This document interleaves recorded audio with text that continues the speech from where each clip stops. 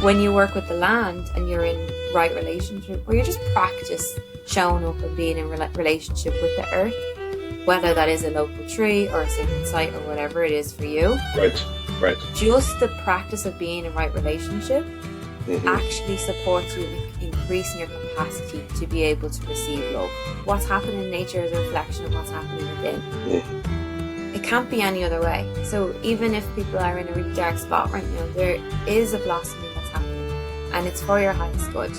And that's the hope that we need. Wow.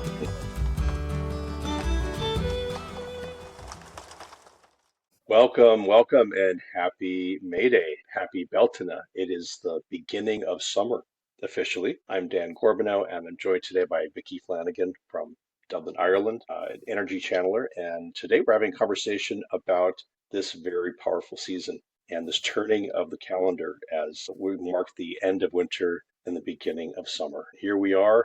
It is just after the start of May. And so what does this mean, Vicky? This Bealtaine is here. We think of it as like a fire ritual, but it has a lot of meanings in Celtic and Irish culture. Hi, Dan, and Eve, everybody. So Bealtaine.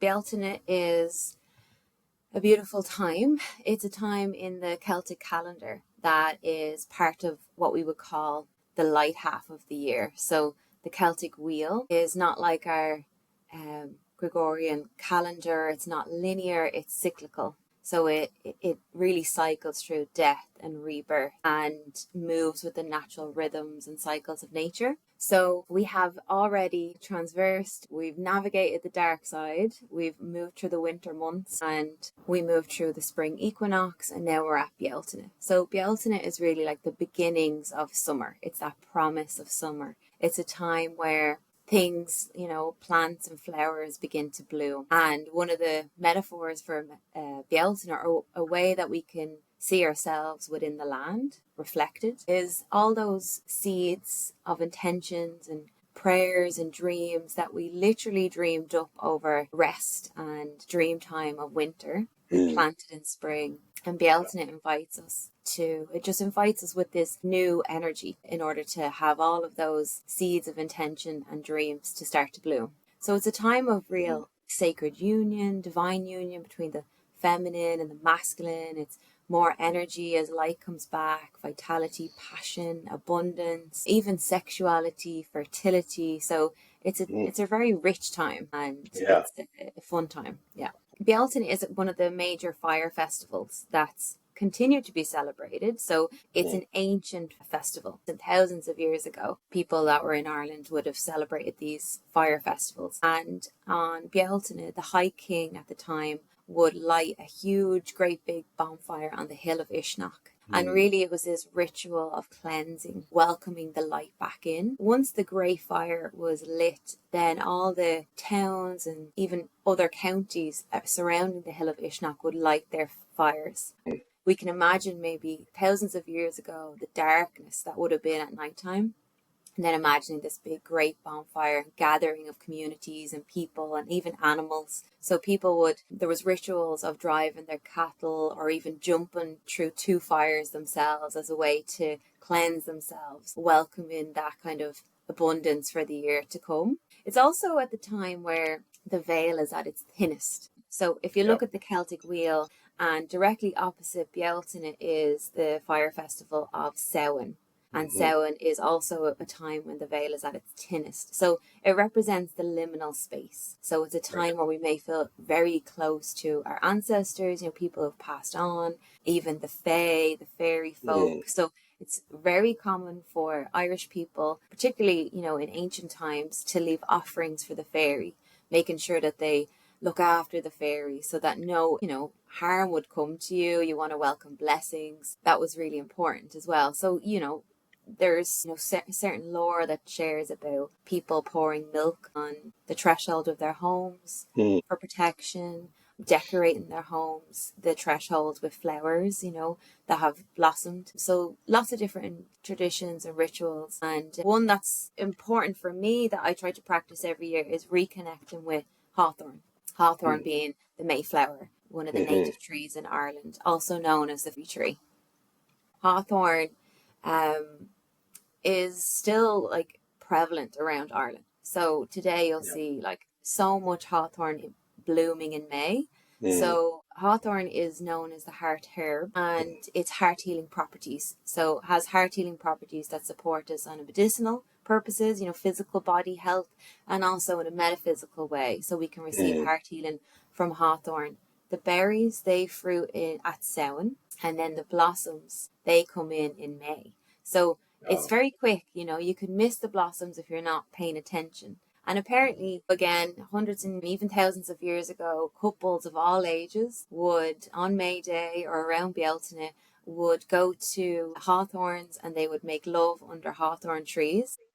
ooh. Again, this sign of fertility and then the sexual energy or energy in general just rising. I imagine with permission we'll gather some hawthorn blossoms and then decorate the outside of their Mm, houses with the hawthorn, because there's a very old, you can call it superstition, but I would call it this rule where you don't mm, bring any of the branches or any wood of hawthorn into the mm. home.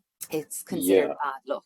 Right, right. There does seem to be this dual nature to some of this, where it's kind of like a warning about the mischief of the other world and protection from that, right? As well as getting the blessing and positive energy from that. So maybe, bringing Hawthorne into the home would be bad luck, but connecting to Hawthorne is positive, right? Is that it? Yeah, so I mean, in Ireland, the Ireland working with the land and fairies are so interconnected. Even if you're an Irish person, I imagine even if you haven't lived in Ireland in many, many years, there will always be this deep-seated fear of disturbing fairies, Mm, mm, because there's okay. so much lore around what happens when you harm their home. And Ah, hawthorn trees are known as portals to the other world. So that the mm, home of the Fae and their entrances to the Fae world, essentially. So they guard and protect these really important trees, the medicine that is provided all year round. So they've important jobs as guardians. And there's stories, the folklore where very kind of dire situations for people, especially farmers. You can imagine ah, farmers years and years ago who, if there was a bush that was getting in the way for their cattle that were grazing, or they needed to move and they wanted to, disrupt a tree, whether that's take the whole tree down or just a branch, whatever it might be.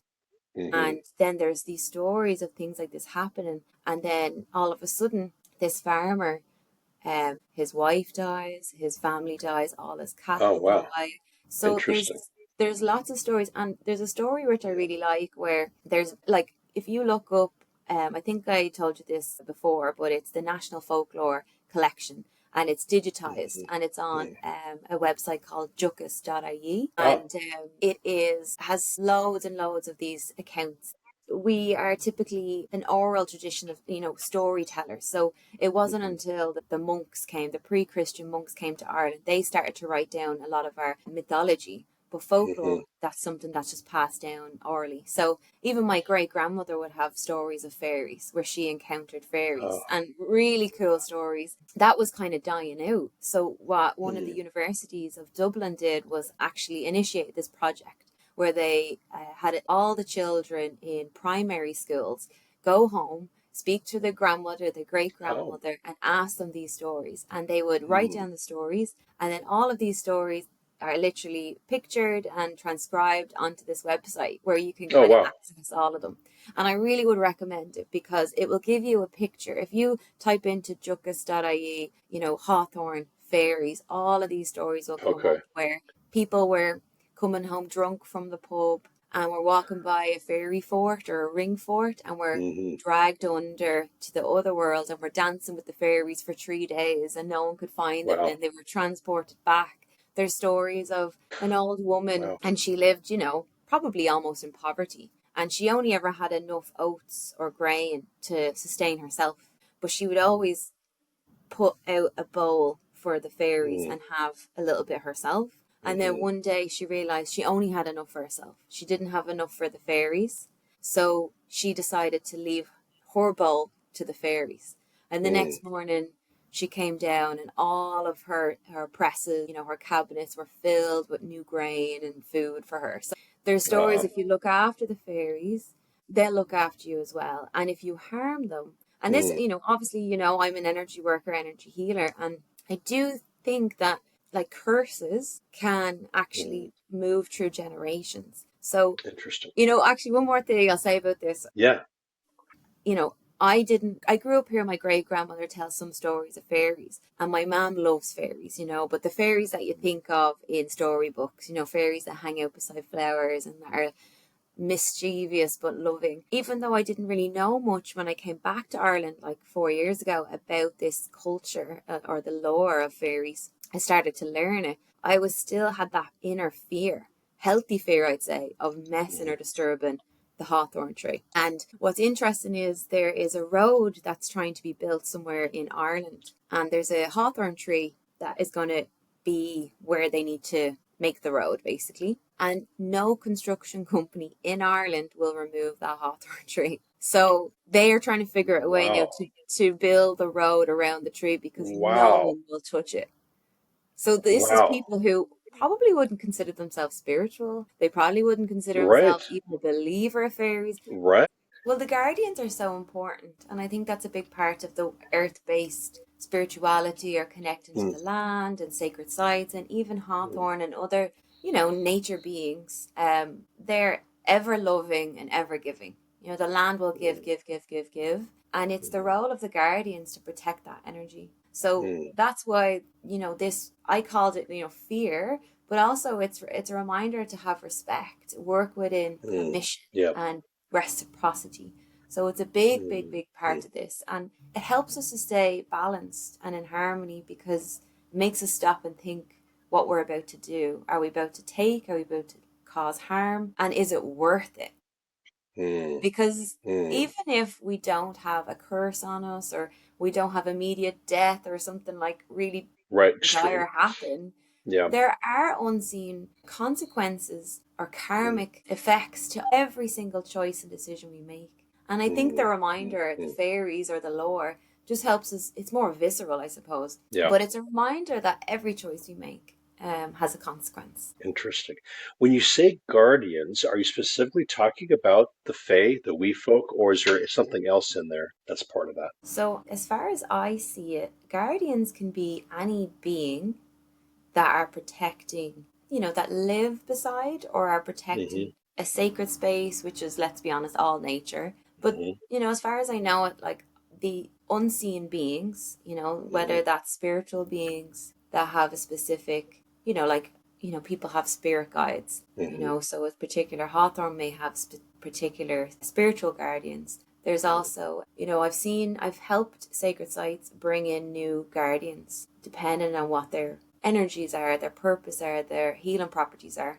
And you'll get different guardians. So you'll get some guardians potentially on different realms and different levels. So some might be angelic, some may be more guides, like what we would have. There's also even people who have passed on that have been a sacred ally for all of their life and want to continue on that. There are the Fae, so that could be different kinds of fairies or even elemental beings. And then the Fae folk are also related to like the two-headed Danann. When you're in Ireland, there's lots of mounds that are known as fairy mounds or she. And the two-headed Danann are the supernatural race that are said to have inhabit Ireland before the first Gael people came. And when we did come and invade, the two-headed Danann conceded and moved underground beneath our feet. So they're said to still reside there today. So they say, it's said that the two-headed Danann or the people of the Sheath, those fairy mounds you see are like entrances to where the two-headed Danann live or the Fae. So it depends because everybody has different ways of looking at it. But I think guardians can be any sacred ally, really, that are vibrating on many different realms. So Hmm. it's important to kind of, regardless of the guardian, to first get permission from the guardian to be there Hmm. and make offerings to them Hmm. as a thank you for the work that they do and allowing you to be there, and then proceed to work with the land. It's really interesting because in hearing you talk about this and the level of respect and maybe some fear intention around this awareness that's in your bones as a people, in memory, that it puts what the meaning of these ceremonies into another perspective. And that is that, talking about driving cattle through fire and getting permission and doing these things. And the whole idea of the agricultural cycle, the productive cycle, the people going into relationship with a new season, probably at a time, these things came out of times where you didn't have guarantee that you'd have a good food supply. You did not have a guarantee that you would be cared for, and that everything was going to be taken care of for you in the land. Even like you really, life and death is a struggle, right? So there's something about working with those entities that are there to ensure the right relationship is happening in that other world, right? You're talking, and then the thinness of that connection there. It's actually an opening. It's like having clear signal to that conversation, right? And it's not like we're going to do those things in memory of them. It's almost like the way in which you guarantee abundance is through that right relationship. Is that right? Does that start to tune into it? Yeah, I mean, I think back on how it must have been for our ancestors, and every time I go through Samhain and winter solstice in particular, and how I think about, oh, they wouldn't have had any light, they would have had maybe candles. Like, where did they store their food? How much food did they have left? They Yeah. would have been really these rituals and ceremonies absolutely would have been tied into hope that they made it through a winter, that their Hmm. cattle survived, that they survived. And a lot of the ritual we can imagine, because we don't really know for sure, but we can imagine that it was probably to try to assure safety, abundance, and very much tied to survival, which is interesting because it's very similar today in that we're so lucky, like we have a toilet that flushes and we have electricity, and most of us have Yeah. our basic needs met. We're Hmm. we're blessed. We live in more abundant times technically. But one thing we never will have, which we always will have in common with our ancestors, is uncertainty. There's Hmm. no such thing as a guarantee that we will all make it through winter. That, there's always the possibility that we may lose our jobs. Most of us are living paycheck to paycheck anyway. We don't know Hmm. who's going to go into government and how that's going to change our lives, what Yeah. war could happen. So it's just because we live in a way what feels way more abundant and more opportunity, Hmm. that level of uncertainty, we all have hopes and dreams and prayers that we want Hmm. for our lives, and I think it's really natural we want more for the next generation and the next generation. We think back to our own ancestors and even our Yeah. family, so like my mother, my grandmother, my great grandmother, and my dad's side as well. Everything they did, all of their sacrifices, everything they lived through, their experiences made me today. They literally informed who I am. And then Yeah. also, they provided me with all the opportunities I have. So it's natural to just want that for ourselves. So why we feel like it's okay now to be disconnected Hmm. to ritual or ceremony, and not from a place of worship and fear, but more from a Hmm. place of like devotion, right relation, just connection. I Hmm. think because we still are always hoping for maybe not just the survival, Hmm. hopefully, not all of us we will have to deal with that at different parts of our lives. Um, we're always hoping for more fulfillment and purpose and meaning. It's just that our hopes and intentions may have evolved a little bit, but we're Hmm. still waiting on the unknown. We're always subject to the unknown. Nothing is certain. For sure. Yeah, I really feel like in our times now, there is actually a lot of uncertainty, right? Here in this side of the pond, there's a lot of economic uncertainty, even though, we relative abundance, yeah, but compared to what people feel is comfortable, there's a lot of discomfort, there's a lot of unknown, there's a lot of economic chaos and things like that. And underneath that, there's also a tension around finding meaning, finding value, finding what's important, finding your priorities. So I think there's a lot of motivation to figure out your purpose in life and what's your real calling and how can you achieve those things that provide stability, economics, and that. But there's also fulfilling spiritually. There's a lot of, you know, sort of disappointment in the relationship cycles, high divorce rates, a lot of broken families and things. So it's like, well, how do you have a more fulfilling life? So there's that kind of abundance in relationship as well. in your way of life, in your spirituality. And so I think when I think of Beltane in this time, it is like it's a big spark of possibility that you can somehow have access to a kind of a spiritual or sacred fire, an energy that's coming through the land, through the divine power that's going through the universe. And if you can catch some of that, you can reorient your life in harmony with that and Mm. get away from the loss, get away from the uncertainty, and get in towards a path where you're in alignment with yourself and spirit. And that's the fertilization that's offered in that, right? I can be more abundant in me. I can have a better outcome. I think this is what people want. And so, yeah, is it relevant still for modern people, these things in that? Yeah, I love the way you articulated that because I think that's exactly what I think this time encapsulates. That's the way you said about that spark, if we can catch it. Yeah, I reflect on why I do this almost every cycle. And because here's the thing, I feel like our modern world, we're very busy, and in the Western world, we live in societies and within a culture that's very power centric, power hungry, and not enough. We need more, more, more. It's overconsumption. Mhm. We're over ambitious and productivity driven, Mhm. and really, that kind of way of living is like you might call it like the rat race. It's very difficult to get off that wheel, Mhm. of spinning, constantly trying to be enough. It will never, in that society, in that type of structure, will never be enough. Our lives Mhm. will never be enough because there's so much comparison. I was even listening to someone that talks about, economist over in the US, and he was talking about money and how much is enough. And he says, I know so many millionaires and billionaires that they said, when I reach 1 million, when I reach 10 million, okay, now I know I need to reach 50 million. It's never enough. And they realized, or he realized, listening to them, that it was never really about the money and having the money. It was what that gave them, a sense of ego or power, or mostly just to be seen, whatever they felt like would be and make them be enough. And it never is enough. Mhm. And well, what happens to me again and again, I hope people can be honest with themselves and say it happens to them too, is it's kind of like that, the spiral, the Celtic spiral, Mhm. that's engraved in a lot of sacred sites, where it's like the inside of the spiral is like our center, our home, where we realize our truth, and the truth that wherever everything is abundant, it's infinite, as in the earth energy. We're already enough.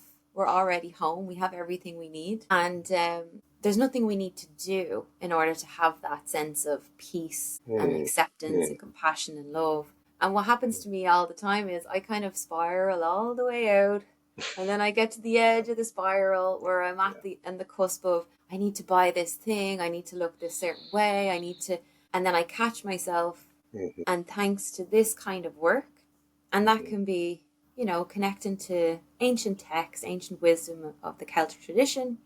It is for me, but it's mostly visiting nature and being in right relationship with the land, particularly sacred sites, because that's what I love to Mhm. specialize in connecting to. Mhm. And Mhm. that's what reminds me of what truly matters. It's like almost instant, Yeah. because when we spiral all the way out at the edge of the spiral, let's pretend that's kind of like the illusion of Mhm. you're on that wheel, you're in the rat race, you're trying, and nothing seems to give you that sense of fulfillment. So I've done it. It's called being spun out, right? When All you're right, spun okay. out. Yeah, literally spun out of what? Your center. Yeah, absolutely. And then Mhm. every time I come home back into the center of my being, and that's true, Mhm. connecting to the land for me anyway. Yeah. Once I do that, I've learned more lessons. It's even richer, it's more nourishing every time I return. Mhm. So I don't really beat myself up. I don't give myself a hard time anymore if I do veer, because I feel like that's part of being human. And I Mhm. think that the earth is always there for us. Even when we ignore the earth, it's constantly offering us resources and sustaining us and giving us life, Mhm. even when we abuse it and we ignore it. So the earth will always be there to hold us, and Mhm. love us even when we can't love ourselves or when we veer Mhm. really far. Wow. And it's just that reminder of the home.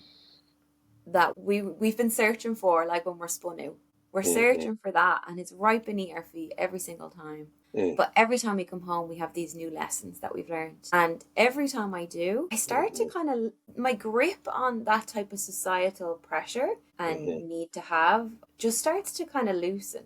Mm-hmm. And so for me, for Bealtaine now, this time in Bealtaine is kind of a scary time, Mm-hmm. scary good, because usually I'd sit down, I'd say, right, what are my goals? What do I want to manifest this year? And there are things that I want to do. Obviously, I'd look, there's things I want to do fitness wise and travel and lovely things like that. Mm-hmm. But everything that I want to co-create is a co-creation. It's nothing I Mm-hmm. can Ah, achieve. It's nothing that's really born from ambition. It's through mm-hmm. Mm-hmm. relationships that I want to Right. have, how I want to feel in my own body, sovereignty. Mm-hmm. It's these things that I really don't have that much control over. I Mm-hmm. can't go study and then do an exam and then all of a sudden I get the type of friends I want or the partner I want or the community I Mm-hmm. want. Mm-hmm. It's really the work of exactly what you said, connecting into the magic at this time. I suppose that spark that you called, I like that because Mm-hmm. something new can be born from that. And if you're living in a structure where you've already done it, you know, you've you've checked all the boxes. You've tried all the things that this structure, this society told you to do in order to be enough and to be happy. And now you're realizing, oh, I guess that's not the way. Well, now what Right. do I do? But it's scary, but Right. it's exciting because you get to kind of allow a lot of that to crumble and to fall. Part of our identity will fall with that. And then what's Mm-hmm. going to emerge? And we're not on our own. We always Mm-hmm. have the earth with us. And Bealtaine is woven into the earth. It's a time of a blossoming. It's happening anyway, even if you're Right. unconscious of it. But if you Right. can become conscious and want to Yeah. intentionally connect, Mm-hmm. something new could be born or rebirth. I'm really sensing the tension between what you shared with me about Hawthorn and that dual nature. It's thorny and there's some warnings around it. There is an element of fear, but the fear is also protection. So if you think about like protection and fear are related to each other. There's also a holding in there and a safety in there. So that's an interesting contrast. It's like, well, the self is the place where you can be held, but we also have to face our fears in there. And what is it like to be coupled in there and to be held in that? I'm Yeah. curious what Hawthorne has to teach us around that. Yeah. Well, the reason why I wanted to bring up Hawthorne for our class and just this conversation with you as well is because at this time in our lives, the planet's going through huge upheaval. War is everywhere. Whether that's war or genocide or tariff war or whatever you want, different types of war on the macro level in our environment, right? It might not be directly in your country or impacting you, but we're so connected now globally that actually we can see, we can be physically impacted by wars happening outside, right? Yeah. But they reflect something that's happening on the inner, So on a micro level, what is the war that's happening within? And a lot of the time, when we feel so much fear for what's happening to the world or environment, a lot of insecurity and instability is a lot of people are feeling that right now, myself included. It's natural. It's not just kicking up our own fears and insecurity, but also our ancestors. So it might feel bigger than you right now, that fear or insecurity that we feel. And when we kind of stay disconnected to nature and the earth and these much vaster energies in this reality, what can happen is we start to turn on each other. We find who is the enemy, who can I Yeah. hate, who can I blame, and I'm going to project my pain onto that being or person or group of people or whatever. Yeah. And what happens is, in a way to protect ourselves and in order to go along with this, we close our heart. Mm. And when the heart is closed, I dread to think what we could do when our heart is closed. Mm-hmm. Anytime you're even in an argument with someone, I encourage you to stop if you can for a moment and just think, is my heart open right now? Or Mm-hmm. is it closed? Mm-hmm. And most of the time it might be closed. And then you can think, well, maybe I need to go away and heal this right now so that I don't speak out and regret what I'm going to say here or do here. Mm-hmm. Hawthorn is a heart healer and it Mm-hmm. helps us to keep our heart open and it's Mm-hmm. and expansive, even when we're going through times of insecurity and fear and instability. Because as I said, I can't even imagine what it must have been like living hundreds and thousands of years ago when Yeah. we didn't have, some of the basic things we have today to survive. However, I'm sure our ancestors couldn't even imagine living through the type of fear and instability and inequality that we live through today. So it's all valid.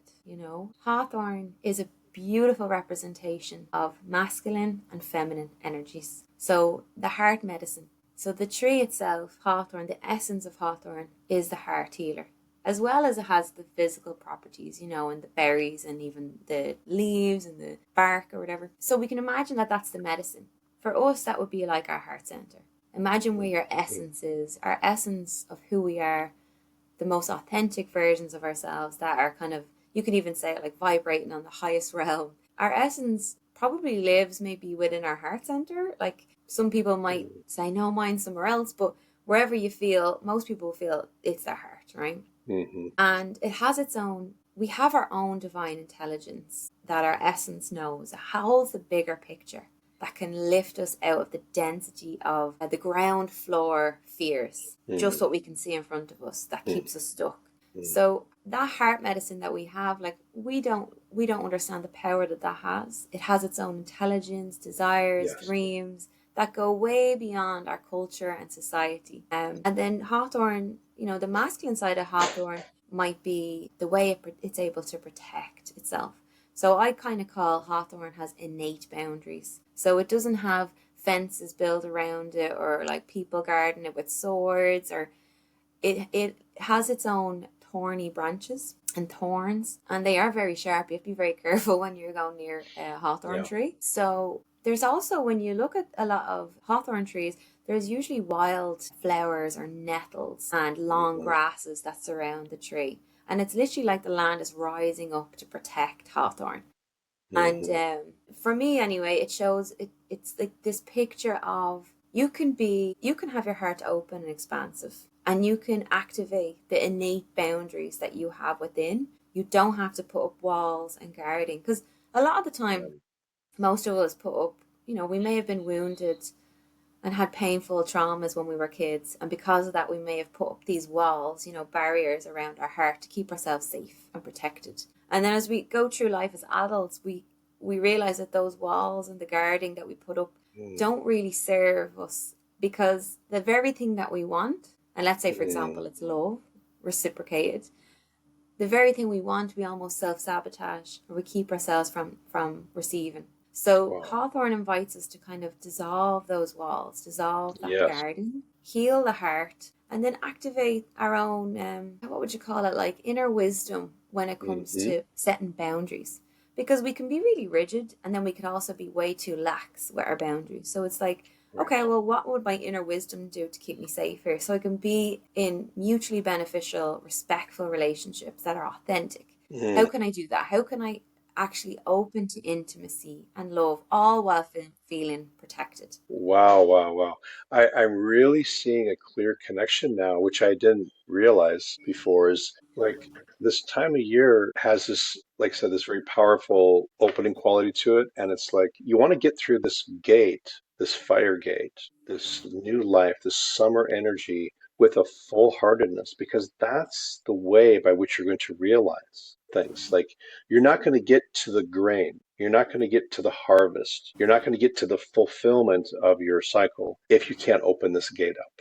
Right? And so Hawthorne's literally inviting you to take a look at your defenses, your emotional immune system, your patterning. Now a lot of people are looking at their attachment styles and their heart pattern, their relationship patterns, because we've really come to understand as conscious people that how I operate internally at that level is going to show up in my relationships and my work and my fulfillment in life, right? So here we are in this grand cosmic map of success in life and relationship, and we must get this right because here, through this custom, through this Irish nature-based, spirit-based guardian wisdom, we're invited to go to the place where, yeah, we may have our defenses, but there's also that opening and that support in there, and that's how we get through it. Like we have to be comfortable having intimacy in that space because that's where we're going to really be able to bloom move forward through the rest of the cycle, right? So, and I'm being a little symbolic here because there's actual fertility in the land and the sowing of seeds and creating new life, which comes from sexuality. But there's also internal alchemy where you are connecting the sacred masculine and feminine within the self, right? And so, or at least touching those parts of you so that you can have a relationship, you can be in harmony with the land and with the cycle of growth, right? And Yeah. so yeah, it's a beautiful sort of metaphor, I think, and act ritually to connect to that energy because that's how you're going to guarantee. Like if you can't, what I'm hearing is if you can't get through your heart stuff, you're going to have a really hard time producing, and that opens up the whole idea that if you can't feel into what you want, if you can't activate in the fullness of your desires and the transformation of your fears into fuel, you're gonna you're gonna be at risk of getting stuck and pinned down by those things, right? Yeah, and it's interesting because I've I always come back to as well divine timing and how we really do live in a known universe, and some of the things that I desperately wanted that didn't materialize, I typically look back and go, thank God that never happened. Thank God I didn't stay with that person or I didn't get that job. Right. Hindsight is a wonderful thing. So It I is. have a great relationship of like trust when it comes to working with Mhm. my guides and my angels. I have my spirit team. So for me, I told you before, Dan, how I was stuck in a loop of like ever healing. Like I'm never Mhm. going to stop healing. And Yeah. obviously that's true. Like there's layers and layers and layers to who we are, Yeah. and there's always going to be something to heal. But when we Mhm. work in with nature, especially, I love the Celtic wheel because it offers those cycles and it has a rhythm to it. So we can do shadow work at an appropriate time to do shadow work. We don't need to be doing Mhm. shadow work in August. We Right. can we can be Right. aligning with nature because we are nature. These energies are already present within us. It's bringing a consciousness to Mm. it. Mm. And so, let's say, for example, I would have thought years ago, okay, I need to be X, Y, and Z. I need to have these core beliefs. I need to love myself. I need to, all these things that, Yeah. spirituality on Instagram told me to do. And then everything's going to work out for me. Yeah, and it's so disappointing when that doesn't happen. But when you work with the land in this way, let's say, for example, for today, we work with Hawthorn, okay? And this might be your very first time doing this work. You may, and we always set the intention to receive whatever breakthrough is supportive for you right now. Right now. Mhm. This means then you're not on the hook to heal everything in one session, Right. but realizing that you're communing with the energies that are supportive right now. And then next cycle, next Bealtaine, when you can reconnect with Hawthorn, well, you'll probably do it at Samhain if you work with me. But let's say at next time, there'll be more and it'll be just perfect Mhm. and divinely timed. Yeah. So, I don't know if that answers your question. I kind of veered No, no, off a it little does. No, no, bit. no, it totally does. And what I was feeling in what you're saying was, yeah, there's a time to do your shadow work, but maybe this isn't the time. We think of like shadow work as kind of going into the descent, going into Samhain is that doorway to that part of the spirit. But what I'm coming to understand is that the percolation and interpercolation of the spirit world, the natural entities, the land guardians, that thinness that's here now means that it's also an opportunity to corral that energy and help you really to move forward. Help me, help whoever is tuning in to manifest more creatively. And the themes that are here are inviting also kind of, and we talked about this too, kind of a wildness where it's not just the head stuff. It's not what we're thinking about, what we're processing, the patterns I got to heal, but to see that my patterns here and being supported. But what am I actually invited to do? I'm invited to dance, to play, to jump around the fire, to run my cattle through the fire, which means to me, when I think of the cattle, is like, well, it's all the things that are valuable to me, Hmm. to put it into the blessing of the land and the transformation that the land's going through. Because isn't that same fire that we make, that's Hmm. also representative of light, of the sun, of whether is that Lu, is that Belinus, the Beltane, what is that light, masculine, fiery force that is blessing this? Well, as a man, that's also my fire. That's my fire too, that is being stoked up.